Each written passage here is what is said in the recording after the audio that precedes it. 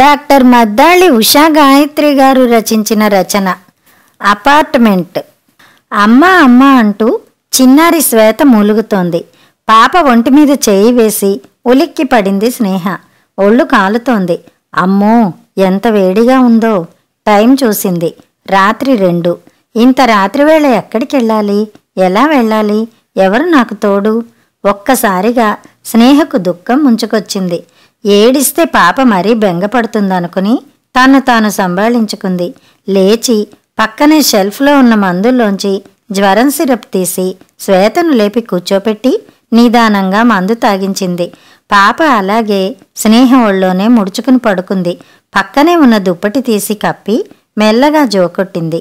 మందు ప్రభావంతో శ్వేత నిదానంగా నిద్రలోకి జారుకుంది. బాగా నిద్రపోయిన తర్వాత మెల్లగా తలను తీసి దిండుపైకి మార్చి ఆ పక్కనే తను ఒరిగింది స్నేహ. నిద్రలో కదిలిన శ్వేత 2 చేతులతో తల్లి చేయిని గట్టిగా పట్టుకుంది. పాప తల నిమురుతూ తదేకంగా చూస్తూ మెల్లగా కళ్ళు మూసుకుంది స్నేహ. ఆ మూసిన కనురెప్పల వెనక లోతైన కథ ఉంది. స్నేహ మిత్రలది ప్రేమ వివాహం. మొదట ఇద్దరూ ఓ 2-3 ఏళ్ల వరకు చాలా అన్యోన్యంగా స్నేహ అంటే మిత్ర, మిత్ర అంటే స్నేహ అన్నట్టు ఒకే మాట మీద ఉండేవారు. ఇద్దరు సాఫ్ట్వేర్ ఉద్యోగులే. ఒకే కంపెనీలో పనిచేస్తున్నారు. ఇద్దరికీ చెరో 60,000 జీతం. వీరిద్దరి వివాహానికి స్నేహ వాళ్ళ ఇంట్లో ఒప్పుకున్నారు గాని మిత్ర ఇంట్లో వాళ్ళకి మహా పట్టింపులు, ససేమిరా అన్నారు. దాంతో వాళ్ళ వివాహం తర్వాత మిత్ర కుటుంబ సభ్యులతో తెగతింపులైపోయాయి. ఇక స్నేహకు సలహాలు, సంప్రదింపులు, నిర్ణయాలు అన్నీ తన తల్లితోనే. చిన్నపాటి మాట పట్టింపు రావడంతో స్నేహ తల్లి సలహా మేరకు కూతుర్ని తీసుకుని పుట్టింటికి వచ్చేసింది. కానీ అక్కడ ఎంతో కాలం ఉండలేకపోయింది. అక్కడ అన్నా వదిన ఉన్నారు. తనకు ఇబ్బందిగా అనిపించింది. వాళ్లకు అడ్డుగా ఉన్నానేమో అని ఫీల్ అయింది. దాంతో ఆఫీసుకు దగ్గరలోనే ఒక అపార్ట్మెంట్ అద్దెకి తీసుకుంది. అదీ కాకుండా స్నేహ తండ్రికి ఢిల్లీ బదిలీ అయింది. దాంతో తల్లి తండ్రి అక్కడికి వెళ్ళిపోయారు. పాపకు స్కూల్కి వెళ్లే వయసు రావడంతో దగ్గరలోనే ఒక స్కూల్లో చేర్చింది. తాను మాత్రం యాంత్రికంగా ఆఫీసుకు వెళ్తోంది, వస్తోంది. ఆఫీసులో మిత్ర ఎదురుపడినప్పుడు తల తిప్పుకుని వెళ్ళిపోతోంది. తొందరలోనే వేరే కంపెనీకి మారితే బావుండుననిపిస్తోంది స్నేహకు. పొద్దున్నే ఏవో అరుపులు కేకలు వినిపిస్తే గబగబా లేచి గ్రిల్ తలుపులు తీసుకుని కారిడార్లోకి వచ్చింది. ఎదురు ఫ్లాట్లో ఏదో కలకలం, ఏడుపులు, పెడబొబ్బలు. అన్ని ఫ్లాట్ల వాళ్ళు ఆ ఫ్లాట్ వైపు వెళ్ళసాగారు. స్నేహకు కాళ్లల్లో వణుకు పుట్టింది. ఏమై ఉంటుంది? అంతలా ఏడుస్తున్నారు సంశయిస్తూనే తను ఆ వైపు నడిచింది. సొసైటీ సెక్రటరీ వాళ్ళ అమ్మాయి చనిపోయింది. పొద్దున లేచి చూసేసరికి పాపం ఎందుకో ఏమో వాళ్ళ అమ్మాయి చున్నీతో ఫ్యాన్కు ఉరివేసుకుని చనిపోయిందట. పక్క వాళ్ళ మాటలు విని స్నేహకు ముచ్చెమటలు పోశాయి. పొద్దున్నే నిద్రలేచి ఇప్పుడే చూశారట. తట్టుకోలేక ఆ అమ్మాయి వాళ్ళ అమ్మ స్పృహ తప్పి పడిపోయింది. పాపం వాళ్ళ ఆయన ఓదారుస్తున్నాడు. ఇక వాళ్ళు ఇద్దరే ఒకరికొకరు ఆసరా, దిలాసా, ఊరట. మనం కాసేపు ఉండి వెళ్ళిపోతాం. కలకాలం ఈ తీరని దుఃఖంలో భార్యాభర్తలే కదా ఒకరికొకరు తోడు నీడ. అవునన్నట్టుగా పక్కవాళ్లు తలలు ఊపుతున్నారు. స్నేహకు లోపలికి వెళ్లి చూసే ధైర్యం లేదు. అక్కడ జరిగిన సంఘటన కన్నా బయట వాళ్ల మాటలు ఆమె మనసుపై తీవ్ర ప్రభావం చూపించాయి. ఆ అమ్మాయి ఎవరినో ప్రేమించిందట. ఏమైందో ఏమో ఇలాంటి నిర్ణయం తీసుకుంది. తల్లిదండ్రులు పరాయి వాళ్ళ ఏమిటి? అయినా ఆడపిల్లకు తండ్రి దగ్గర చనువు ఎక్కువంటారు. కనీసం తండ్రితో చెప్పుకున్నా ఆ పిల్లకి చావు కాకుండా మరో పరిష్కారం ఏదైనా దొరికేదేమో. పక్కనే ఎవరో మాట్లాడుకుంటున్నారు. వాళ్ళు ఎంత నిదానంగా మాట్లాడుకున్నా గాని ఆ మాటలు స్నేహ చెవిలో పడనే పడ్డాయి. ఇక తట్టుకోలేక ఒక్క పరుగులో ఇంటి లోపలికి వచ్చేసి గొళ్ళెం పెట్టేసింది. ఆమె గుండెలు దడదడలాడుతున్నాయి. బెడ్రూంలోకి వచ్చి కూతుర్ని గుండెలకు హత్తుకుని పడుకుంది. తన గుండెదడతో పాటు పాప చిన్ని గుండె చప్పుడు కూడా స్నేహకు వినపడుతోంది. ఈ చిన్న గుండె రేపు యుక్త వయస్కరాలైతే ఇలాంటి ఘటనే చోటు చేసుకుంటే తాను ఒంటరి అంకెలా ఆ పరిస్థితిని ఎదుర్కోగలదా? ఆడపిల్ల పైన తండ్రికి మరింత ప్రేమ ఉంటుందంటారు. తన గుండె బలహీనపడుతోందా? భవిష్యత్తును ఎదుర్కోవడానికి తనకు ధైర్యం చాలడం లేదా? అన్నీ అర్థవంతమైన ప్రశ్నలే, కానీ బాణాల్లాగా తిరిగి అవి తనకే గుచ్చుకుంటున్నాయి. ఆలోచనలు జోరీగల్లాగా ముసురుకుంటున్నాయి. శ్వేతకు ఇప్పుడు 5 నిండుతోంది. మిత్రతో విడిపోయి సంవత్సరం దాటుతోంది. సంవత్సరం క్రితం ఆ రోజు పాపతో ఆవేశంగా, ఆలోచనారహితంగా తల్లి దగ్గరకు వచ్చేసినప్పుడు ఏమైందని తన వివరాలు ఏమీ అడగలేదు. తాను ఏం చెప్పినా వినిపించుకోలేదు. ఇలా వచ్చేసి చాలా మంచి పని చేశావు బేబీ, అయినా నీకేం తక్కువ, చక్కగా చదివించాం, మంచి ఉద్యోగంలో చేరావు, మంచి సంపాదన, స్వతంత్రమైన జీవితం, అత్త మామ ఆడపడుచుల సాధింపులు పోరు లేకుండా హాయిగా మీ ఇద్దరే కదా. అలాంటప్పుడు అతగాడు నిన్ను ఎలా చూసుకోవాలి?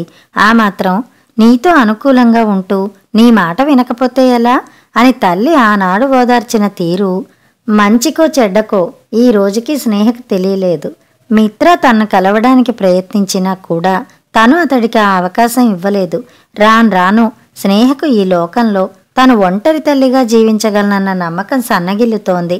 చుట్టూ ఉన్న అపార్ట్మెంట్స్లో అనేక కుటుంబాలు సాయంకాలం అయ్యేసరికి పిల్లలు వాళ్ల తల్లులు అక్కడ పార్కులో చేరి సందడి సందడిగా అల్లరి చేస్తుంటారు. స్నేహ ఒక్కతే శ్వేతను తీసుకుని పార్కులో ఓ మూల అరుగు మీద కూర్చుంటుంది. అందరితో కాసేపు ఆడుకున్నాక శ్వేత అందరూ వాళ్ళ నాన్నలు వచ్చే టైం అయిందని వెళ్ళిపోయారు, మనం కూడా వెళ్ళిపోదాం మమ్మీ అని స్నేహ దగ్గరకు వచ్చి అడిగేసరికి గుండెలో ఎక్కడో కలుక్కుమంటుంది. తన చిట్టి తల్లిని క్షోభ పెడుతున్నట్టు అనిపిస్తోంది.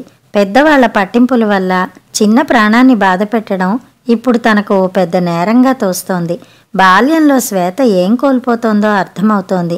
ఇంకొకరి ఇంట్లో ఉన్న ఆనందం ఏమిటో, తన బిడ్డ దేనికోసం తప్పించిపోతోందో బాగా అవగాహన అవుతోంది. తనకు తన భర్త తోడు ఉంటే జీవితం పరిపూర్ణంగా ఉండేది. అంతకు మించి తన బిడ్డకు తండ్రి అండ మరింత తప్పనిసరి. ఆడపిల్లను బాల్యావస్థ నుండి యవ్వన దశకు చేర్చి ఆపై ఓ అయ్య చేతిలో పెట్టడం తల్లిదండ్రులిద్దరి బాధ్యత. మెల్లమెల్లగా స్నేహకు జీవితం పట్ల ఒక స్పష్టత ఏర్పడుతోంది. మొన్నోసారి ఏదో పని మీద 3వ ఫ్లోర్కి వెళ్ళింది స్నేహ. అక్కడ అపార్ట్మెంట్లో వృద్ధ దంపతులు ఉంటారు. వాళ్ళకి సంతానం లేదు, కానీ ఒకరికొకరు చిన్న పిల్లలమన్నట్టుగా భావించి చాలా సరదాగా ఉంటారు. స్నేహ వెళ్లేసరికి ఆ ముసలామె మంచం మీద పడుకుని మూలుగుతోంది. ఆ ముసలతను ఆవిడ పాదాలు ఒళ్ళో పెట్టుకుని నిదానంగా తైలం రాసి మర్దన చేస్తున్నాడు. అబ్బా, ఒకటే నొప్పిగా ఉంది, కాస్త మెల్లగా రాయి మందు అని సన్నగా విసుక్కుంటోంది. తగ్గిపోతుందిలే, కాస్త ఓర్చుకో, మరీ అంతగా గట్టిగా రాయడానికి నాకు బలం ఎక్కడిది అంటూ బుజ్జగిస్తున్నాడు. ఆయనకి దాదాపు 75 ఏళ్లు ఉండొచ్చు. ఆవిడికి దగ్గర దగ్గర 66 ఏళ్లు ఉండొచ్చు. స్నేహకి ఆ దృశ్యం చాలా అపురూపంగా తోచింది. ఇన్నేళ్లైన తర్వాత కూడా ఆ ఇద్దరూ ఎంత అన్యోన్యంగా ఉంటున్నారు. ఇద్దరి మధ్య ఎంత విడదీయలేని బంధం. మన వివాహ వ్యవస్థ అందుకే అంత బలమైంది. చిన్న చిన్న ఈదురుగాలులకి చెదిరిపోని గూడు అది. ఆ బంధాన్ని అర్థం చేసుకోవడంలో ఎక్కడో పొరపాటు చేశాననిపించింది స్నేహకి. బాబాయ్ గారు, మీరుండండి, పిన్నిగారికి ఆ మలాం నేను రాస్తాను అంటూ వెళ్ళి ఆయన చేతిలోని సీసాను తీసుకోబోయింది. పర్వాలేదు తల్లి, నువ్వలా కూర్చో, నేను రాస్తే గాని తగ్గదు మీ పిన్నిగారికి. ఇంతకీ ఇందులో మతలబు ఉంది తెలుసా అన్నాడాయన. ఏంటది బాబాయ్ గారు? కుతూహలంగా కుర్చీ లాక్కుని మంచం పక్కనే కూర్చుని అడిగింది స్నేహ. ఏదో చెప్పబోతున్న భర్తని అబ్బా ఊరుకుందురు, ఎప్పటి విషయాలో గుర్తుకు తెచ్చుకుంటారెందుకు అంటూ సాగదీసిందావిడ. అందరికీ చెప్తామా ఏంటి? అమ్మాయి పరాయిది కాదు కదా. మన అమ్మాయి అయితే చెప్పమా ఏంటి? ఏం తల్లి అన్నాడు ఆయన. ఆ ఆప్యాయతకు స్నేహ కళ్ళు చెమ్మగిల్లాయి. కుటుంబాన్ని పోగొట్టుకుంటే మనం కోల్పోయేది ఏమిటో ఆమెకు మెల్లిగా అర్థం అవుతోంది.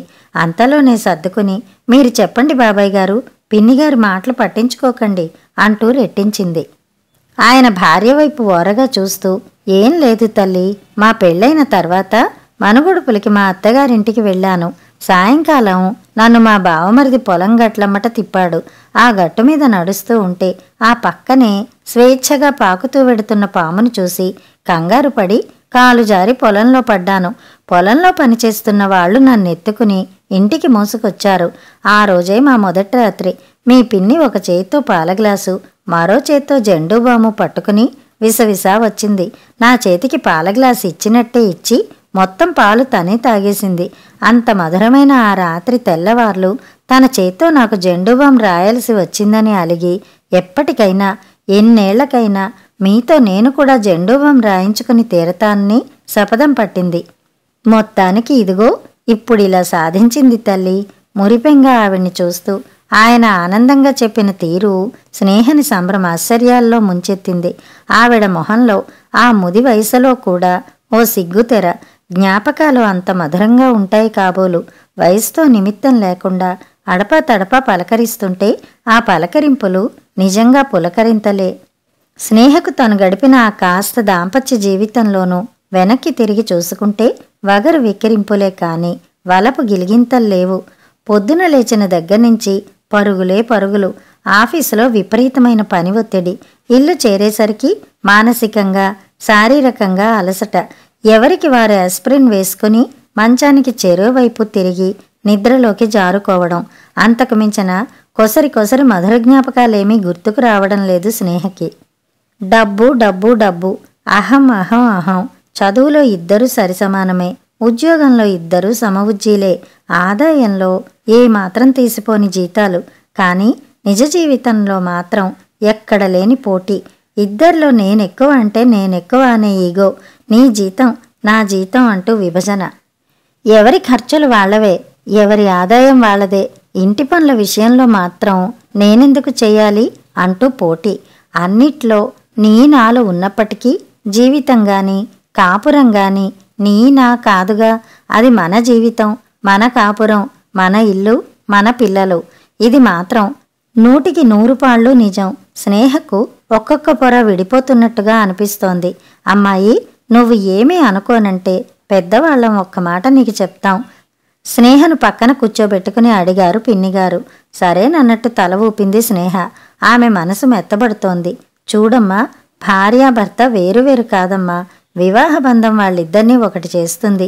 ఈ రోజుల్లో జరిగే పెళ్లిళ్లలో వీడియోలు ఫోటోలు తీయించుకోవడంలో ఉన్న శ్రద్ధ ఇంక దేని మీద ఉంది చెప్పు?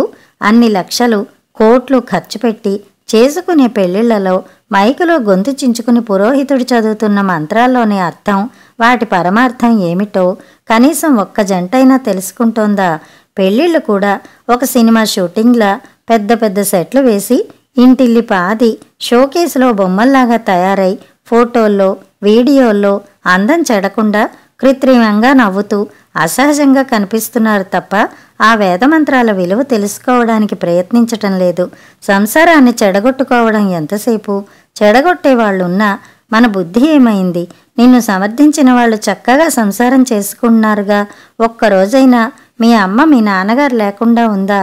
మరి నీ జీవితం ఇలా అయిందే. నీ జీవితాన్ని గురించి నువ్వు తెలుసుకో. నీ కాపురాన్ని నువ్వే నిలబెట్టుకో. ముఖ్యంగా నువ్వు ఆలోచించాల్సింది మీ ఇద్దరి భవిష్యత్తు కన్నా మీ ఇద్దరి నీడలో పెరిగే నీ పాప భవిష్యత్తు గురించి. ఇప్పటికైనా మేలుకో. ఏది ఆలస్యం కాదు తల్లి. నీ జీవితాన్ని చక్కదిద్దుకో. ఒకరిపై ఒకరికి ఎంత కోపం వచ్చినా ఒకరినొకరు ద్వేషించుకోకండి. ఇద్దరూ కలిసి ప్రేమగా మీ పాపకు మంచి జీవితాన్ని ఇవ్వండి. భార్యాభర్తలుగా మీరెలా ఉన్నా తల్లిదండ్రులుగా మాత్రం మీ బిడ్డకు ప్రేమను అందించడం, ఆమె జీవితాన్ని తీర్చిదిద్దడం మీ ధర్మం, కర్తవ్యం. దానికోసం మీ ఇద్దరూ సర్దుకుపోవాలి, అంతే. అమృత తుల్యాలుగా తోచాయి పిన్నిగారి మాటలు. సాక్షాత్తు ఆది దంపతులుగా గోచరించారు ఆ వృద్ధ దంపతులు. నాకు నేనే అనే స్వార్థంలో చిక్కుకుపోయిన ఈ ప్రపంచంలో తోటివారి జీవితం బావుండాలని కోరుకునే మనుష్యులే కానరాని ఈ లోకంలో తనకు జీవితపు విలువలు చాటి చెప్పిన ప్రపంచం తానున్న ఈ అపార్ట్మెంటు. ఇదే ఒక నవలోకం అనే భావం కలిగింది స్నేహలో. తానున్న ఈ అపార్ట్మెంట్లో జరిగిన వేరువేరు సంఘటనల నేపథ్యంలో స్నేహకు ఇంతకుముందు తాను తీసుకున్న నిర్ణయం ఎంత అర్థం లేనిదో తెలిసొస్తోంది. మిత్రకు తనకు మధ్య మనస్పర్ధల ప్రభావం తమ ఇద్దరి ప్రేమను పంచుకు పుట్టిన శ్వేత మీద పడి చేయని నేరానికి ఆ చిన్నారి శిక్ష అనుభవిస్తోంది. స్నేహకు లోపల నుంచి బాధ పైకి తన్నుకొస్తోంది. ఉన్నపాటున ఆ దంపతుల పాదాలకు సాష్టాంగ నమస్కారం చేసింది ఆమెలోని సంస్కారం. రాత్రంతా ఆలోచించి తెలతెలవారుతుండగానే మిత్రకు ఓ మెయిల్ పెట్టింది. ఎదురుగా నిలబడి కళ్ళలోకి చూస్తూ వెలిబుచ్చలేని అనేక భావాలను, విషయాలను అందులో రాయగలిగింది. స్నేహ మనసు తేలికపడింది. ఇప్పుడు కూతురు శ్వేత మొహం చూస్తే స్నేహకు బాధ కలగడం లేదు, అభద్రత కలగడం లేదు, భయం అస్సలు వేయడం లేదు. తామిద్దరం కలిసి పాప భవిష్యత్తుకు బంగారు బాట వేయగలమన్న దృఢ నమ్మకం కలిగింది. అందర్నీ కలుపుకోవడంలో ఉన్న ఆనందం వేరుపడ్డంలో లేదని క్షుణ్ణంగా తేట తెల్లంగా బోధపడింది స్నేహకు. అలాగే తల్లికి కూడా మెయిల్ పెట్టింది. అమ్మా, నా తప్పు తెలుసుకున్నాను. నా జీవితాన్ని నేనే సరిదిద్దుకుందామని నిర్ణయించుకున్నాను. ఇతరుల సలహాలు విన్నా గాని ఆచరించడంలో సొంత బుర్ర ఉపయోగించాలని అర్థం చేసుకున్నాను. వదిన కూడా నాలాగే ఆలోచించి ఉంటే నీ పరిస్థితి ఏమయ్యేదో కాస్త నిదానంగా ఆలోచించు. నువ్వు నాన్న ఇద్దరూ ఎప్పటికీ కలిసి ఉండాలని నా ఆశ. మమ్మల్ని కూడా అలాగే ఉండాలని ఆశీర్వదించు. ప్రేమతో నీ కూతురు స్నేహ. మెయిల్ ముగించి లేద్దామనుకుంటుండగా కాలింగ్ బెల్ రింగ్ అయింది. ఇంత ఉదయమే ఎవరై ఉంటారబ్బా అనుకుంటూ లేచి తలుపు తీసి సంభ్రమాశ్చర్యాలకు లోనయింది. ఎదురుగా మిత్ర. నా మెయిల్కి ఇంత త్వరగా రెస్పాండ్ అయ్యారా? చేష్టలుడిగి అతన్నే తదేకంగా చూస్తూ లోపలికి రమ్మని చెప్పాలన్న ఇంగిత జ్ఞానం కూడా లేకుండా అలాగే నిలబడిపోయింది. మిత్ర చిన్నగా నవ్వుతూ సుతారంగా స్నేహని భుజం మీద తట్టి, పాప ఏది, ఎలా ఉంది? జ్వరంగా ఉందట. ఇక నువ్వు ఏం దిగులు పడకు, నేనున్నాగా అన్నాడు. ఆ మాటలకు నిలువెత్తునా కరిగిపోతూ భర్త భుజం మీద వాలిపోయింది స్నేహ. భార్యను అలాగే పొదువుకుని నిద్రిస్తున్న కూతురి మంచం వైపు నడిచాడు మిత్ర. కథ సమాప్తం.